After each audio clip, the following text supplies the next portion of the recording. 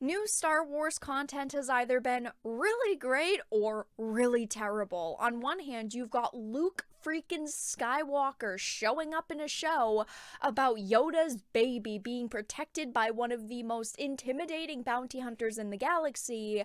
And then on the other hand, you've got stories that are focused on as much diversity as possible by writers who don't even know how lightsabers work, and also writers who have a history of hating white men because of their gender and skin color. So it's a really mixed basket right now when it comes to Star Wars, and there's just been a ton of rumors circulating about Kathleen Kennedy and Lucasfilm employees being really mad that Luke Skywalker is in The Mandalorian, that he showed up, kicked ass, and that everyone is just soaking in the glory of the Skywalkers. It says Star Wars The High Republic team furious with Jon Favreau, The Mandalorian, and Luke Skywalker. Now, I want to preface this video with saying I haven't read The High Republic yet. I am planning on picking up the first book. I just haven't gotten myself to do it yet. I am gonna read it and give it a chance because I try to give everything that I can a chance, but I just, from what I know about it, have a really bad feeling that it's not going to be good. But it says a new rumor claims that the Lucasfilm story group that was involved in the newly launched Star Wars The High Republic publishing initiative are unhappy with Jon Favreau, the Mandalorian, and of course, the toxic white man himself, Luke Skywalker. It says this new rumor comes after the publishing initiative featured fundamental mistakes about Star Wars in the first issue of the High Republic comic book series. It says the first issue saw a Jedi stopping their fall using a lightsaber wedged into a spire. The lightsaber would continue cutting through the spire as it is not made of a material like Mandalorian Beskar steel that can resist a lightsaber.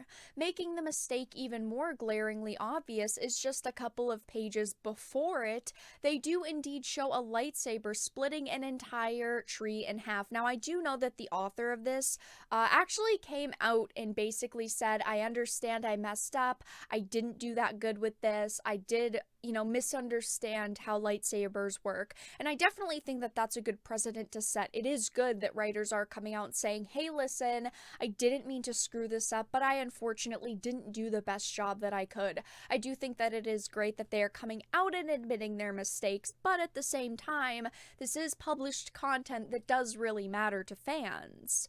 It says not only did the issue feature the significant error involving a lightsaber, but it also features a one-armed Trandoshan despite Trandoshans having the ability to regenerate limbs. Continuing on, though, it says now this new rumor from WDW Pro at Pirates and Princesses claims that the Lucasfilm story group believes that the reveal of Luke Skywalker in the finale of The Mandalorian second season took all of the oxygen out of the High Republic. Now, I just want to say a TV show will almost always steal thunder from a book or a comic book, or a novel, whatever it may be.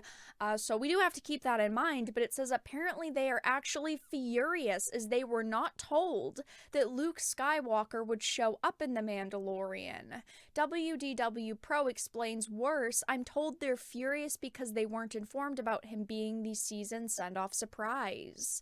It says the scooper goes on to claim that this fury is why individuals like Pablo Hidalgo decided to go after the fan base following Luke's reveal. He then makes a bold statement that the Lucasfilm story group feels that Luke Skywalker's reveal was a betrayal of Kathleen Kennedy because they and Kennedy are not getting credit for anything. These are the same exact people who wanted Luke Skywalker out of Star Wars. They have tried their best to mask him, to make him disappear, to send him off into the sunset and make everyone forget about him. Kathleen Kennedy is directly behind that, and we've heard her statements before where she's talking about Luke Skywalker and the future of Star Wars, where she's basically admitted she knows absolutely nothing about the franchise. She's the type of person that wanted him to not exist in it anymore, so of course, why would they want credit for it just because everyone likes it? Very two-faced by someone like Kathleen Kennedy. They don't want him in there, but as soon as he's in, a show, they want credit because everyone likes it. It says WDW Pro then believes that Hidalgo and other Lucasfilm employees going after fans for emotionally reacting to Skywalker's return created a full-blown public display of the two visions at Lucasfilm. Of course it did. As someone who loves Star Wars and who loved Lucasfilm in the past, it definitely does show the two visions that they have. You've got the people who just want to be true to fans and the stories written in the past, and George Lucas's creations that want to stick to the Skywalker saga, and who just kind of want to stick to good Star Wars. And then we've got the people who want to erase these great characters and who want to just throw as much forced diversity into books as possible and basically change all of the canon that we've known for literally the beginning of the franchise, since the beginning of the franchise. The Scooper previously detailed that there was a civil war brewing inside of Lucasfilm over control of Star Wars, and he claimed that battle was raging between Kathleen Kennedy and Jon Favreau factions. Now, I can definitely understand that there might be a little bit of competition there because there is definitely two different visions going on at Lucasfilm over the future of Star Wars, but I feel like this is really blown up just to kind of be a scoop. I doubt that there's like this huge civil war big rivalry in the company because at the end of the day, everyone's still making money, they're still putting out their creations. I definitely, though, understand that there might be a little bit of competition there. It says, with Kennedy factions involved in Star Wars Resistance, Forces of Destiny, Galaxy of Adventures, Solo, and the sequel trilogy, Favreau's faction at the time appeared to only be working on The Mandalorian, but given the announcements at the Disney Investor Day, it expanded to Ahsoka, Rangers of the New Republic, and the Book of Boba Fett. So the article goes on to end with, while WDW Pro claims that Favreau and Filoni are kind of in the driver's seat when it comes to The Mandalorian, Kathleen Kennedy is still the president of Lucasfilm, and she wants to take credit for The Mandalorian because it was clear that Kennedy was the one who put Favreau and Filoni together to create it. Now, I partially don't believe these rumors because they're trying to say that Luke Skywalker's return took eyes off of the High Republic, and the High Republic series now is suffering because of his return and everyone's excitement over The Mandalorian. But the first High Republic books are selling really, really well. They're sold out at a ton of retailers, but I do believe that they're actually pissed about Luke being brought back because he's a white guy, and clearly the High Republic is all about forced diversity, and that's what people like Kathleen Kennedy want Star Wars to be about now.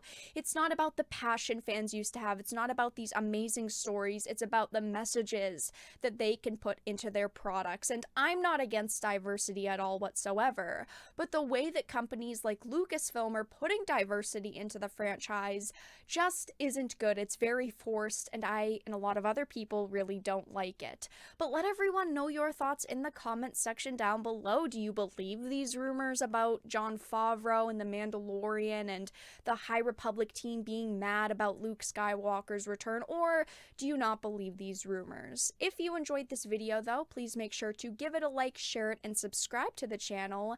And if you didn't, make sure to give it a dislike. I appreciate your support either way, but I will talk to you all again in the next video really soon.